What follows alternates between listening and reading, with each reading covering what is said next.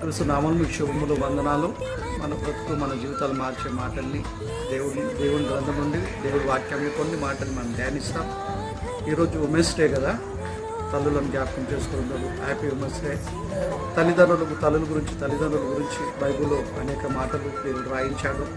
ఆ మాటల్ని మనం కొన్ని నిమిషాలు మనం ధ్యానిస్తాం. సామెతల గ్రంథము 23వ అధ్యాయము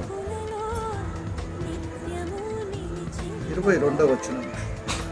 నిన్ను కనిన నీ తండ్రి ఉపదేశము అంగీకరించుము, నీ తల్లి ముద్దుమినందు ఆమెను నిర్లక్ష్యం చేయకము. తల్లిదండ్రుల మాట వినాలి మనం. ముసలితనం మందు తల్లిని నిర్లక్ష్యం చేయొద్దు, తండ్రిని నిర్లక్ష్యం చేయొద్దు.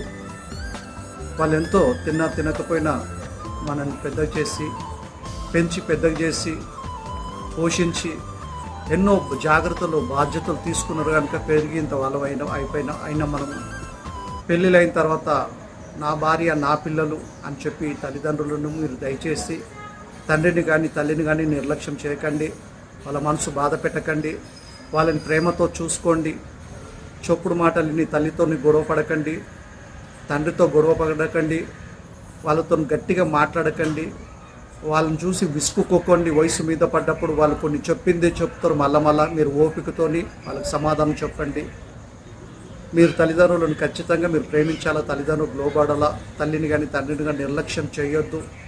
తల్లిదండ్రులను మనం ప్రేమించినప్పుడే, తల్లిదండ్రులను గౌరవించినప్పుడే కదా భూమి మీద మనం ఎక్కువ కాలం ఉంటాము. కనుక బైబిల్లో దేవుడు కూడా రాయించాడు నిర్గమకాండంలో కదా, ఏమని అంటే నీ తండ్రిని నీ తల్లిని నువ్వు సన్మానించు. దీర్ఘాయుష్మత్తు కావాలంటే, ఎక్కువ కాలం మనం భూమి మీద బ్రతకాలంటే, హాయిగా ఉండాలంటే, దేవుడి చల్లని చూపు మన పట్ల ఉండాలంటే తల్లిదండ్రులు నిర్లక్ష్యం చేయొద్దు, తల్లిదండ్రులు బాధ పెట్టద్దు. సమయానికి వాళ్ళని తిండి పెట్టాలా, అలాగే ఏ టైంలో ఆకలి అవుతుంది ఏందో అడగరాలు మనం ముందుగానే పెట్టాలా, మెడిసిన్కి ఇచ్చే డబ్బులు ఇవ్వాలా, అన్నీ అడిగేదాకా చూసుకోదు, అడగక ముందుకే చూసుకోవాలా. తల్లిదండ్రులు దయచేసి మీరు నిర్లక్ష్యం చేయకండి. కోడలారా మీరు కూడా మీ తల్లిదండ్రులు చూస్తున్నట్టు అత్తమామలను కూడా మీరు చూడండి. వాళ్ళని నిర్లక్ష్యం చేయకండి. తల్లిదండ్రులు అత్తమామలను పట్టించుకోకుండా ఎన్ని ప్రార్థనలు చేసినా, ఎన్నిసార్లు చర్చిలో పోయినా దేవుడు మనల్ని అంగీకరించాడు. ఈ కొన్ని మాటల్ని దేవుడు దీవించును గాక.